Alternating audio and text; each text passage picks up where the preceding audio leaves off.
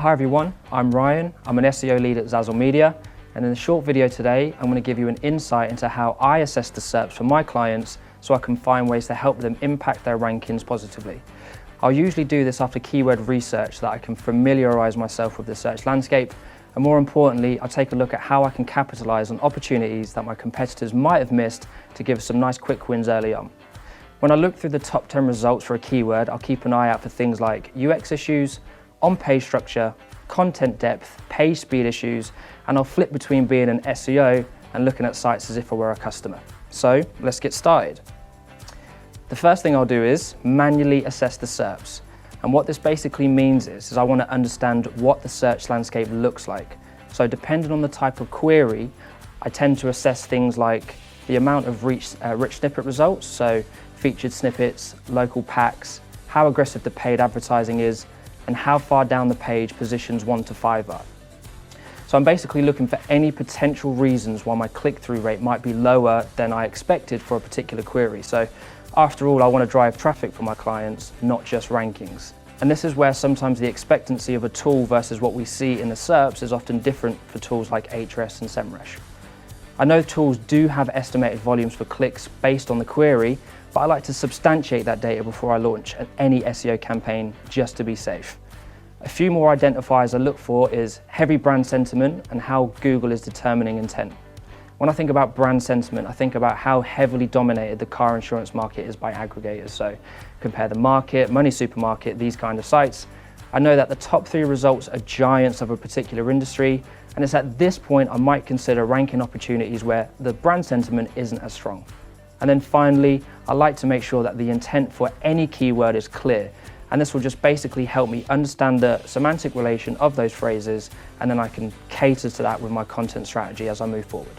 So then the second thing I like to do is look for optimization inefficiencies. So it's really easy for brands to just set and forget their on-page SEO.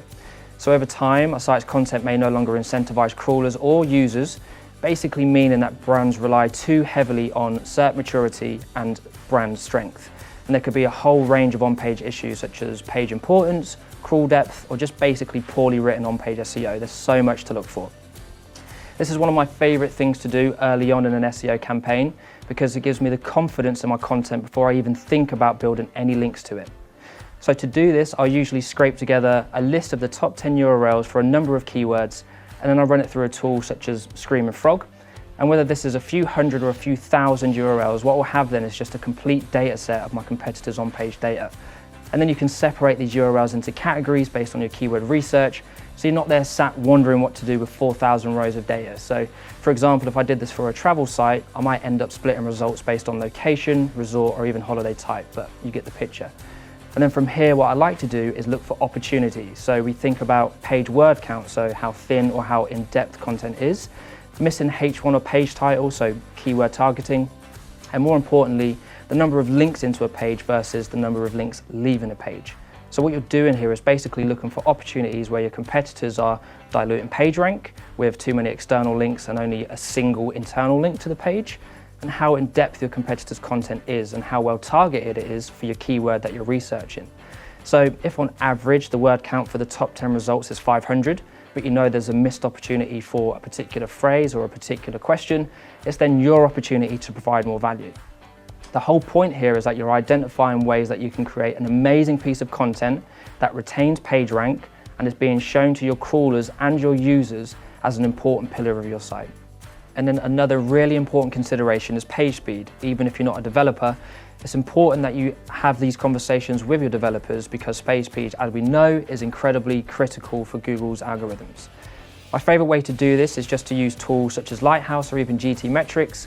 I run through my pages with these tools and it will help me have the right conversations with web development teams about how we can improve page load times. After doing this a few thousand times over the last few years, there are a few common issues which we can take care of quickly. So images not being scaled and compressed correctly, and code bloat. And that basically means any heavy JavaScript or CS files. And then we want to reduce the page speed to about 2.5 seconds. Obviously the quicker the better, but ideally we know that 1 second might not always be possible depending on your CMS platform and developer resource. So to recap, making the impact in rankings isn't dark magic, it's common sense. You look for the opportunities, you find ways to improve your content, and then you serve this content to your users as quickly and as efficiently as possible. I found that just by addressing on-page and page speed issues, I'll see a healthy uplift in my position in the SERPs. So remember, SEO doesn't have to be complicated, it has to be focused on providing the best experience for crawlers and your users. I hope you found something interesting in this short video. If you did, let us know by reaching out to us on Twitter @ZazzleMedia or visit us at zazzlemedia.co.uk. Thank you.